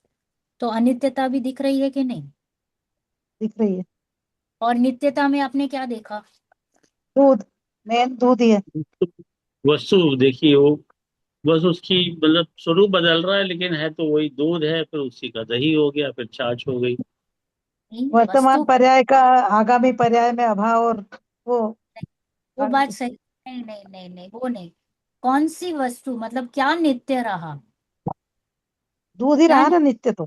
उद्गल। दूध से ही पर्याय बदली है। रूप रूप उसका colour colour. Colour? Very good. अच्छा, वही छाछ फिर बनके फिर मक्खन हो गया, तो अभी कौन सा कलर रहा? अरे वो घी, घी। घी बन गया तो वो कौन सा कलर रहा? सफेद रहा? थोड़ा सा चेंज हुआ है। हाँ। नहीं। मेन ध्रुव तो इसका दूध ही है, जिससे सब चेंज हुए। दीदी जी ने तो आंसर दिया है, बट किसी ने सुना या नहीं सुना? किसी हाँ, और ने सुन? चिकना। नहीं, गुण बोल सकते हैं, प्रोटीन होता है दूध में भी, दही में भी, छाछ में भी, और वो घी में हाँ भी। वो वर्ण रस स्पर्श गंध, वर्ण रस स्पर्श गंध, वर्ण रस स्पर्श गंध, वर्ण रस स्पर्श गंध। वो तो उद्गल मेंटेन उद्गल ही उद्गल। कार्य। दूध में भी वर्ण रस स्पर्श गंध था, दही में हाँ भी, छाछ में भी था या नहीं? तो वो त्रिकाल रहा हाँ कि नहीं? तो वो नित्य रहा कि नहीं? तो वो हो गया नित्य। और अनित्य की अपेक्षा से देखूंगी तो दूध देखा, दही देखी, छाछ देखी, घी देखा। घी से, बिकॉज वो पुद्गल परमाणु है, कुछ भी बन सकता है। पुद्गल है ना, वो कुछ भी रूप ले सकता है। ओके। मतलब स्पर्श रस गंध वर्ण मैन है, यस। तो जो कि सब ये में है। है, मुझे समझनी पड़ेगी कि एक वस्तु किस टाइप के कार्य कर रहा है। अब ये कौन सी वस्तु की बात करने की कोशिश कर रहे हैं हम? मेरी। मैं किस टाइप के कार्य कर रहा हूं? तो मैं अपने आप को कहाँ देखूंगा? स्वयं। जानना। जाना। स्वयं में। ज्ञान, ज्ञान, ज्ञान ज्ञान ज्ञान। ज्ञान, ज्ञान। अब वो ज्ञान किस किस टाइप का दिख रहा है मुझे? अस्थि, उसका अस्तित्व मेंटेन्ड है, राइट। उसका वस्तुत्व, द्रव्यत्व, अगुरु लघुत्व, प्रदेशत्व, शुद्ध, मुक्त, परिपूर्ण, निरपेक्ष, ऐसे सारे सारे पॉइंट्स हमें कहाँ लगाने हैं? मेरे ज्ञान में। ज्ञान पे। स्वयं। ज्ञान की चलती हुई पर्यायों में लगाना है। ओके। तो ये जो वस्तु है वो सत असत भी है, एक अनेक भी है, नित्य अनित्य भी है, क्रम अक्रम भी है, अनेकांत का अर्थ यानी प्रमाण ज्ञान, सभी धर्मों का ज्ञान एक साथ कराता है। प्रमाण ज्ञान क्या कहेंगे? ऑल ओवर मतलब एक साथ। पूरा का पूरा द्रव्य गुण पर्याय वस्तु को। प्रमाण माने सत्य। प्रमाण माने अन्य, पूरे की पूरी पूरा, वस्तु करना। पूरी पूरी वस्तु। द्रव्य गुण पर्याय वाली वस्तु को एक साथ ज्ञान में ले लेना, एक और साथ खंड खंड में समझना। नया आ जाएगा। जैसे कि ये मोबाइल है, हाँ, तो मैंने इसको पूरे की पूरी वस्तु को समझ लिया। हाँ। और इसका नए पक्ष क्या, कौन सा रहेगा, या उसके धर्म क्या रहेंगे? तो मैं कहूंगी ये पर्पल है, इसमें 4 कैमरा है, ये इसकी स्क्रीन की चौड़ाई इतनी है, इसका वजन इतना है, कम ये अंदर का सॉफ्टवेयर ये है, ये कंपनी का है। तो ये सारे हो गए इसके अनेक अनेक धर्म, अनेक खंड धर्म। खंड करके जानना। खंड करके जाना, राइट। तो जब खंड खंड करके जानूंगी तो इसको मैं कहूंगी नय, एक धर्म का ज्ञान। तो मैंने अगर इसको पर्पल कहा है, तो किस अपेक्षा से पर्पल कहा? तो इसके कवर कलर। की से। हाँ। अगर मैंने इसका सॉफ्टवेयर कोई कह दिया, तो जो भी है, मीटा मेटा है या जो भी है वो, तो कोई अपेक्षा से जब बातें चलती है तो उसको हम कहेंगे नए। नहीं। क्या कहेंगे? नए। एक ही। नए में कोई भी एक ही धर्म, गुण या स्वभाव मुख्य होता है। जो हमने देखा, एक साथ तो मैं सभी को नहीं बोल पा रही हूँ ना, एक साथ जी बोल पा रही हूँ नहीं, इधर मैं। एक एक करके। एक को गौण करना पड़ेगा जब बोलेंगे तो। हाँ, एक ऑटोमेटिक। वस्तु। और ये कला भी ज्ञान में ही है। ज्ञान अपना इतना पावरफुल और मैजिक वाला है कि क्या बताऊं।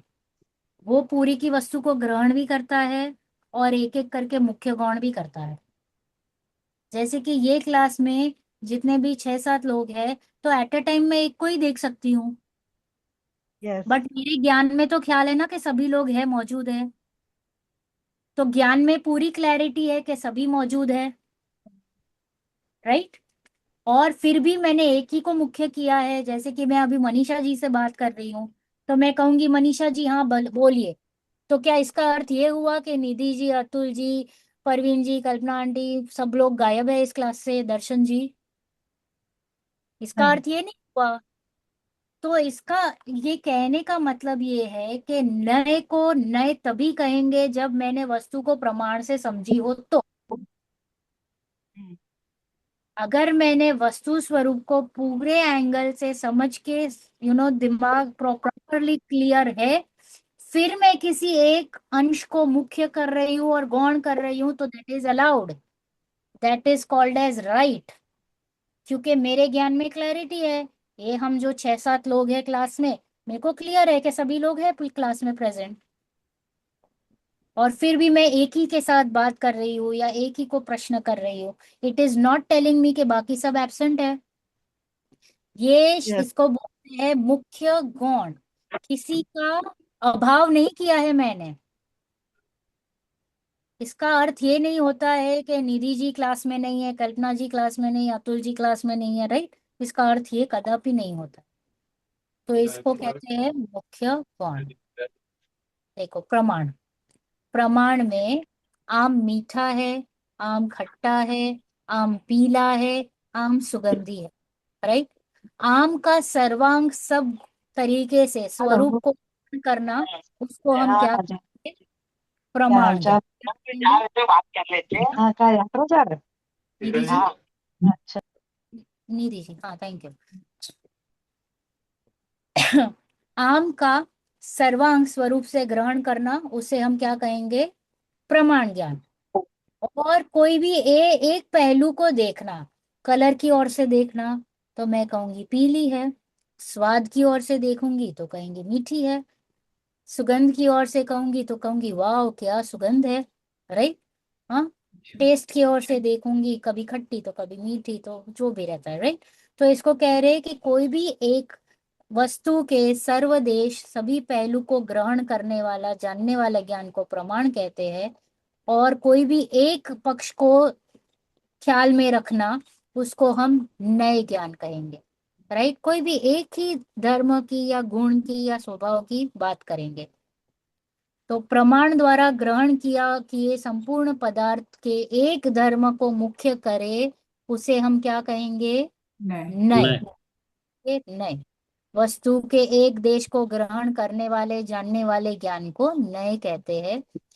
अगेन, ज्ञाता या वक्ता के अभिप्राय या दृष्टिकोण को भी नए कहा जाता है, कि वक्ता या ज्ञाता क्या कहना चाहते हैं।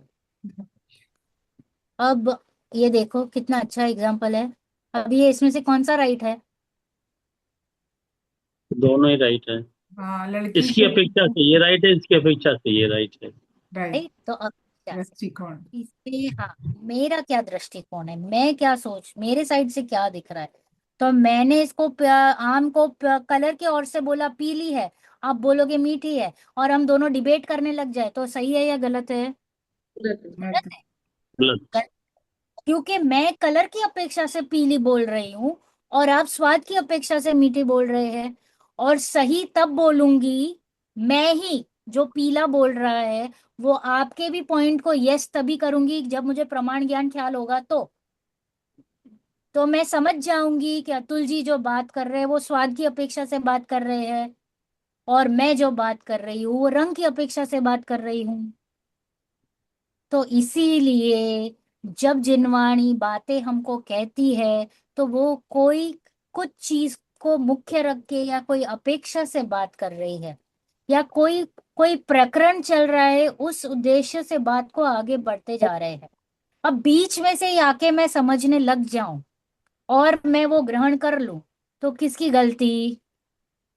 मेरी। गलती, क्योंकि मैंने वक्ता के अभिप्राय को नहीं समझा, प्रकरण नहीं समझा, ओके, अपेक्षाएं नहीं समझी। राइट, जैसे कि वो बच्चा आया घर पे लेट आया और मैंने उसको बोला, अरे तू इतना जल्दी आ गया,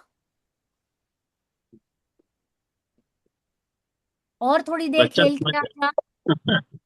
हाँ, तो उसमें उसको तो ख्याल में पड़ रहा है ना मम्मी क्या कहना चाह रही है। तो वैसे ही उसको उसको हमें भी लौकिक जीवन में बहुत अच्छे से ख्याल रहता है कि क्या कहना चाहते हैं। बस यहीं पे थोड़ी सी गलती कर लेते हैं जिनवाणी में, तो वो गलतियां नहीं करनी है। राइट, देखो यही जो बात चली, जो चीनी है या नींबू है या शुद्ध आत्मा है, तो अजय बोलेगा मीठी और विजय बोलेगा सफेद। अरे, आप कैसे बोल रहे हो? आप वही बातें कर रहे हो तो बोले ये कुछ समझ में नहीं आ रही है। जिनवाणी एक बाजू बोलते हैं कि आप शुद्ध, दूसरी बाजू बोलेंगे आप रागी। एक बाजू बोलेंगे आप में ज्ञान गुण है, एक बाजू बोलेंगे सुख गुण है। एक बाजू बोलेंगे ये है, एक बाजू बोलेंगे वो। बोले बोले कंफ्यूजन क्रिएट होती है। बोले जिनवाणी को समझ में ही नहीं आ रही है हमको कि ये अच्छा है। एक बाजू बोलेंगे कि धर्म करो पुण्य बंधेगा, पुण्य करो पुण्य करो, दूसरी बाजू बोल देंगे पुण्य है। तो क्या करना क्या? राइट, जो चरणानुयोग है वो तो यही बताता है, राइट, अनुयोगों का बैलेंस होना चाहिए। तो चरणानुयोग तो यही बोलेगा कि आप ये करो, ऐसे करो, पानी को छानो, रात्रि में मत खाना खाओ, शुद्ध भोजन करो, सामायिक करो, प्रतिक्रमण करो, व्रतों का पालन करो। राइट, ये सब चरणानुयोग कह रहा है। द्रव्यानुयोग कहेगा, क्या कहेगा? पुण्य है। अब जैसे हमें हमें हमें भी ये क्लास में थोड़ा सा कंफ्यूजन हो गया। अरे, ये क्या हो गया? एक बाजू बोल रहे करो, दूसरी बाजू कर बोल रहे है। तो बोले तू अनुयोगों का बैलेंस समझ। ओके, एक बाजू सिर्फ एथिक्स की बात चल रही है, तो जो व्यक्ति जहां पे उसको वैसी बातें करेंगे, और अगर उसको निश्चय का पलड़ा समझ में आ रहा है, तो वो वहीं से निश्चय को भी उठाएगा। समझ रहे हो? क्लैरिटी आ रही है थोड़ी बहुत? यस। तो वैसे ही नींबू में एक जन बोल रहा है खट्टा, दूसरा जन बोल रहा है पीला, तो बोल रहे वस्तु ही अनेकांतात्मक है, वस्तु में ही अनंत गुण है, अनंत धर्म है, अनंत स्वभाव है। तो दे आर नॉट कॉन्ट्रडिक्टिंग, कोई एक दूसरे से मारामारी नहीं कर रहे हैं। ऐसा नहीं कह रहा है ए तू थोड़ा सा हट सफेद, मेरे को आने दे, मीठे को आने दे, ऐसे नहीं। वो पूरी की पूरी वस्तु मीठी है, पूरी की पूरी चीनी सफेद है, पूरे की पूरी चीनी चकोर है, पूरी की पूरी चीनी चिकनी है। कोई एक एक जगह से नहीं कि ये कॉर्नर पे सफेद है, ये कॉर्नर पे मीठी है, ये कॉर्नर पे चिकनी है, ये कॉर्नर पे चकोर है। पूरे की पूरी है। उसको कहते हैं वस्तु का स्वरूप। यही है हमारा मूल क्रीम द्रव्य गुण पर्याय। अगर प्रमाण आपके ख्याल में आ गया, तो आपको नए ऐसे समझ में आएगा। द्रव्य गुण पर्याय की पकड़ एक्सट्रीमली स्ट्रॉन्ग लेवल की चाहिए। यहाँ पे नो कचास। क्यों? क्योंकि आप आत्मानुभूति करोगे कहाँ पे? इसी द्रव्य गुण पर्याय में, इसी की सहायता लेते हुए। यहाँ पे मिस्टेक तो सब मिस्टेक। ओके, चलो। फिर यहाँ पे कह रहे हैं, वस्तु द्रव्य में अनंत धर्म है, ताकि नहीं है, एंड अंश भी अनंत है, अनंत तक हो सकते हैं। उसी लिए नए भी कितने हो सकते हैं? अनंत। अनंत। राइट, धर्म अनंत है, तो दैट मीन्स के अंश भी अनंत है, तो फिर नए भी अनंत हो सकते हैं। अतः वस्तु में जितने धर्म है, जितने गुण है, जितने अंश है, उतने ही नए हो सकते हैं। हम तो फिलहाल 8 ही के बारे में पढ़ेंगे, राइट। हम 8 ही नयों के बारे में। अभी ये तो बहुत ही फेमस एग्जाम्पल है जिनवाणी का, हाथी। तो हाथी के कान कैसे, तो पंखे के समान या सूप के समान। हाथी की स्किन कैसी, तो बोले एकदम रफ, दीवाल के समान। हाथी की पूंछ कैसी, रस्सी के समान। पैर कैसे, खंबे के समान। दांत कैसे, तो तलवार के समान, या जो भी है भाले के समान। तो बोले ये क्या बात हुई। तो अगर मैंने पूरे के पूरे हाथी को दीवाल रूप मान लिया तो गड़बड़।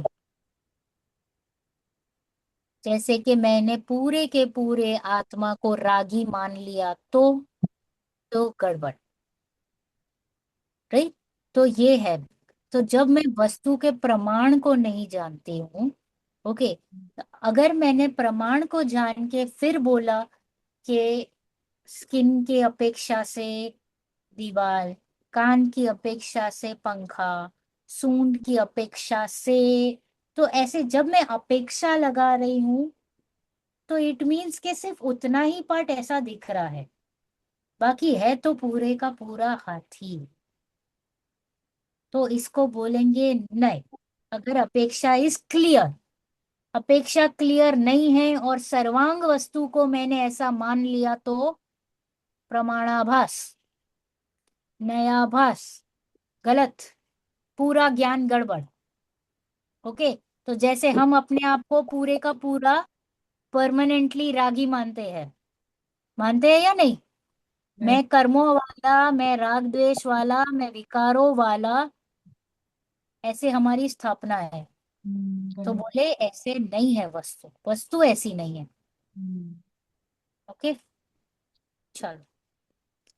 संपूर्ण हाथी को हम प्रमाण कहेंगे, राइट। और उसके कोई भी एक अंग को तो उसको नय कहेंगे। नय प्रमाण सापेक्ष रूप होता है, नय प्रमाण के सापेक्ष रूप होता है, कि प्रमाण उसको ख्याल में है हाथी पूरे का पूरा, और उसकी अपेक्षा से फिर जो कुछ भी कथन किया जाएगा तो सत्य, वरना वो गलत। प्रमाण बिना का नय मिथ्यात्व। प्रमाण के बिना नय अगर मैं कहूंगी तो वो मिथ्यात्व है। जिस प्रकार वस्तु कथनचित नित्य कथनचित अनित्य, सर्वथा नित्य या सर्वथा अनित्य नहीं है। काफी सारे अन्य दर्शन सर्वथा लगा देते हैं, या तो सर्वथा नित्य है या सर्वथा अनित्य है। बौद्ध धर्म सर्वथा अनित्य मानते हैं, और कुछ धर्म सर्वथा नित्य मानते हैं। तो इसलिए शब्द है कथनचित। ओके। फिर कथनचित इज इक्वल टू प्रमाण की अपेक्षा। प्रमाण की अपेक्षा यानी हाथ, पूरे पूरे हाथी को लेके कोई भी एक अंश को लेते हुए, तो कथनचित हाथी दीवाल के समान है। कथनचित हाथी उसके पंखे के समान। तो जब यहाँ पे कथनचित शब्द आया, इसका अर्थ ही ये होता है कि कोई अपेक्षा लगाई गई है। अब मुझे जानना होगा, तब मैं जानूंगी तो पता चलेगा कि उसकी जो स्किन है उसकी अपेक्षा से दीवार, उसके जो कान है उसकी अपेक्षा से पंख, राइट। तो शब्द जब कथनचित आता है तो मेरी जिम्मेदारी बनती है कि मैं समझू प्रकरण को, बराबर। अतः उसे सर्वथा नित्य या अनित्य मानना मिथ्या एकांत है। अब क्यों पढ़े नए, हाँ, राइट। मुझे तो यहाँ पे एक लिखा था कि हमें तो कहाँ पंडित बनना है, हमें नहीं पढ़ना चाहिए इतने सारे नए, हमें तो डायरेक्ट शुद्धात्मा की अनुभूति करनी है। हाँ, तो इतना सब मत पढ़ाइए। तो ये कह रहे हैं कि शास्त्रों का अर्थ समझने के लिए हमें नए पढ़ना चाहिए। संपूर्ण जिनागम किसकी भाषा में है, नयों की ही मैं भाषा, पूरे के पूरी नए की भाषा है। क्योंकि प्रमाण की तो मतलब पूरी वस्तु का तो कथन हो नहीं सकता है ना। तो कभी भी कथन होगा तो अंश का ही होता है। तो वो हो गया नय, राइट। नयों को समझे बिना जिनागम का मर्म जान नहीं पाएगा, तो फिर उसमें प्रवेश कैसे संभवेगा? नहीं, नॉट पॉसिबल। देखो इसमें हमारी जो पुस्तक है उसमें नई की आवश्यकता में और भी कुछ पॉइंट्स है कि वस्तु स्वरूप के सच्चे ज्ञान के लिए भी हमें नए समझना पड़ेगा, आत्मा के सही सम्यक ज्ञान के लिए भी, आत्मानुभव के लिए भी नए समझना पड़ेगा, सांसारिक दुखों से बचने के लिए भी नए समझना पड़ेगा, मिथ्यात्व के नाश के लिए भी और सच्चे सुख की प्राप्ति के लिए भी नयों का स्वरूप समझना पड़ेगा। तो फिर कह रहे हमें तो सम्यक दर्शन चाहिए, पंडिताई नहीं। राइट, नए मत पढ़ाइए, बहुत थोड़ा सा डिफिकल्ट लगता है, वैसे ही हमारा क्षम कम है। राइट, तो इसका उत्तर देते हैं सम्यक दर्शन की प्राप्ति नए के बिना हो ही नहीं सकती, क्योंकि तू गौण नहीं कर पाएगा। जो तेरे प्रेजेंट सिचुएशन है उसको एक्सेप्ट करते हुए तुझे आगे निकलना है। राइट, और एक्सेप्ट करते हुए उसको है और पर करना है। तो वो जो एटीट्यूड, वो जो टोन, वो जो थॉट प्रोसेस है, वो ऐसे ही लगेगा जब हम नहीं समझेंगे तो वो हो रहा है ना मुझे, तो उसकी स्वीकृति, और स्वीकृति के बाद निषेध। ओके, स्वीकृति पूर्वक निषेध। व्यवहार नए भेद से वस्तु का स्वरूप सही ज्ञान समझाता है, और निश्चय नए दृष्टि का विषय है। ओके, सम्यक दर्शन का विषय। अतः वस्तु स्वरूप को जाने बिना और दृष्टि के विषय बिना सम्यक दर्शन कैसे हो सकता है? अगर मुझे वस्तु का स्वरूप जानना है, चीनी जिसके बारे में मुझे कुछ भी नहीं पता है, तो मुझे कहा जाएगा जाओ जाओ जरा वो डब्बे में, वो जो कांच का डब्बा है उसके अंदर कुछ सफेद सफेद है, जो स्क्वायर स्क्वायर है, जो थोड़ी सी चिकनी है, जो थोड़ी सी मीठी है। तो मैंने ये सारे जो भेद दिए उसको समझाने के लिए दिए। राइट, तो वस्तु को समझने के लिए मुझे भेद तो करना ही पड़ेगा, तो उसी को कहते हैं व्यवहार। और जो दृष्टि का विषय उठता है उसको कहते हैं निश्चय।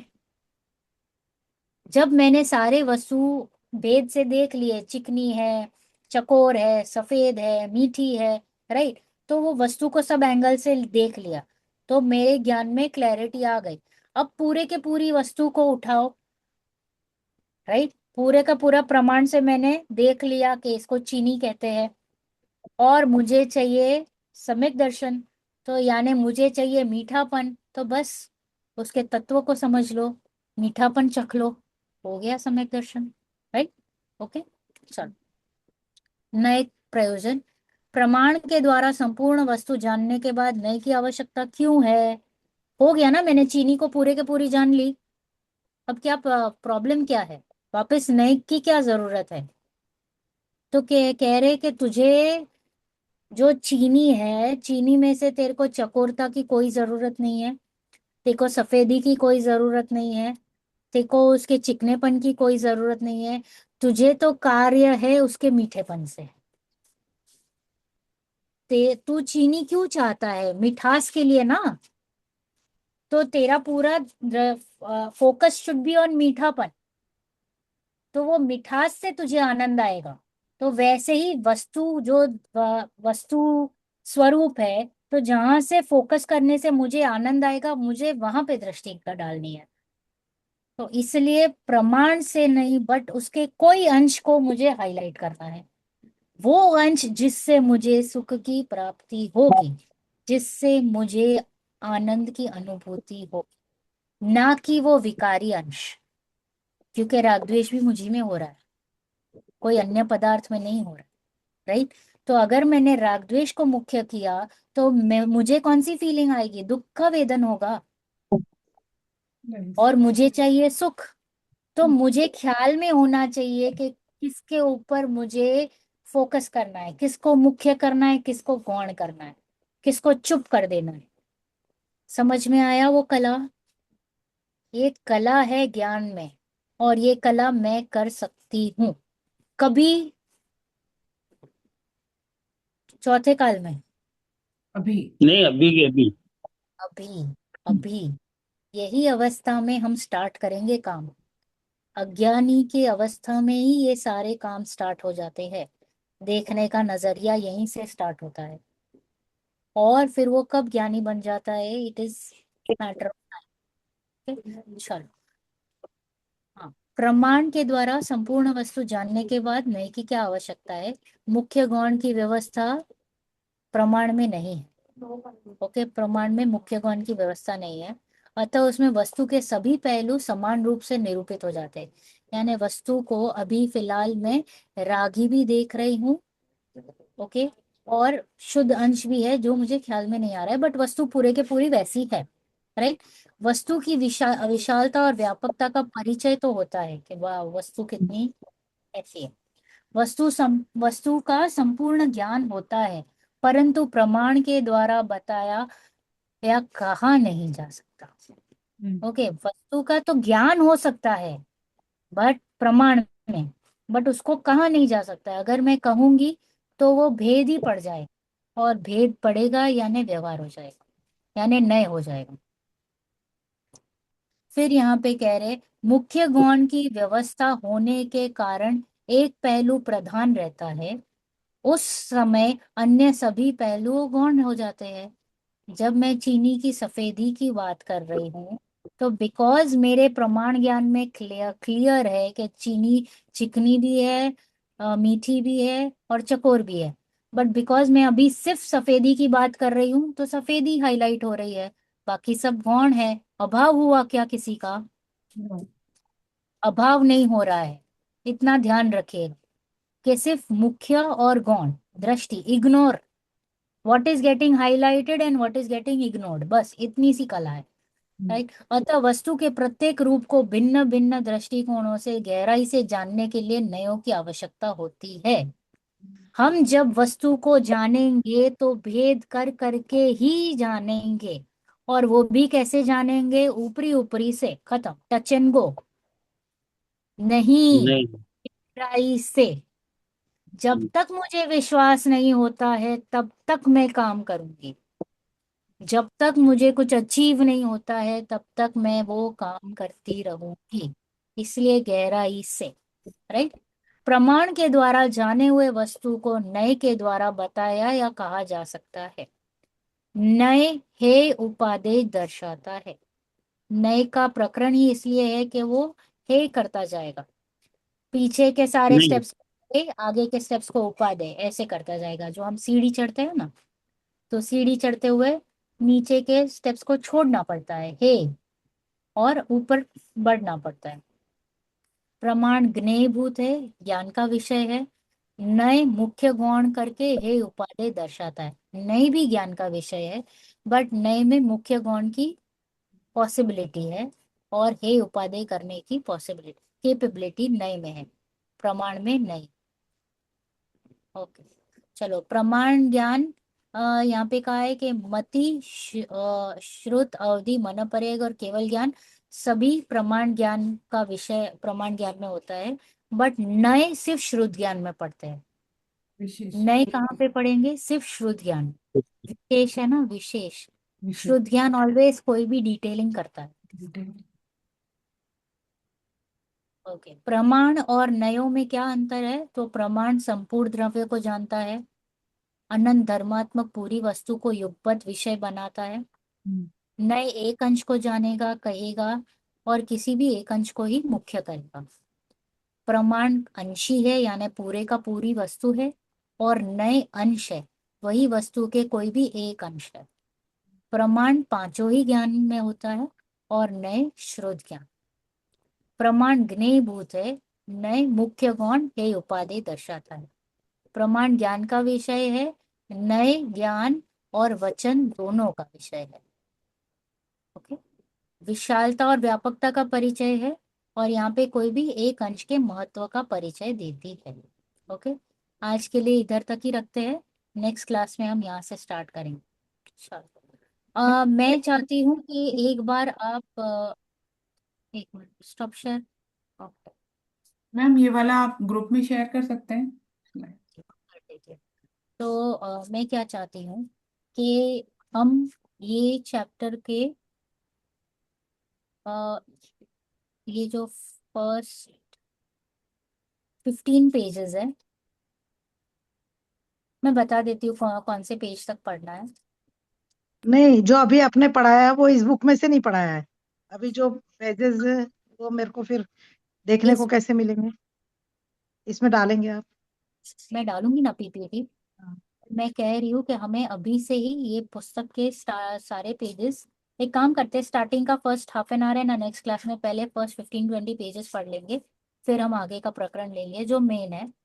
ओके, तो हम पढ़ते हुए आगे निकलेंगे। चलो, किसी को कोई प्रश्न? नहीं, राइट। थोड़ी सी नहीं, पहले भी क्लैरिटी। अपन पढ़ चुके हैं ना इसको, इसलिए थोड़ा इजी लग रहा है इतना समझ के। प्रमाण, नए प्रमाण तो ठीक लगेगा, अभी जब निश्चय व्यवहार के जो भेद प्रभेद आएंगे। हाँ, उसमें थोड़ा हार्ड आएगा। हार्ड तो नहीं है, अगर हम लॉजिक से बिठाएंगे तो नहीं, बहुत समझ में तो सब आता है लेकिन फिर भी दिमाग में रहना चाहिए ना डिफरेंशिएट करने का। समझ में तो आ जाता है। हो जाएगा धीरे धीरे। मैं भी फंबल करती हूँ, इट्स ओके। ठीक है, जिनवाणी ले लेते हैं। निज निधि निज में बताई, यह अनंत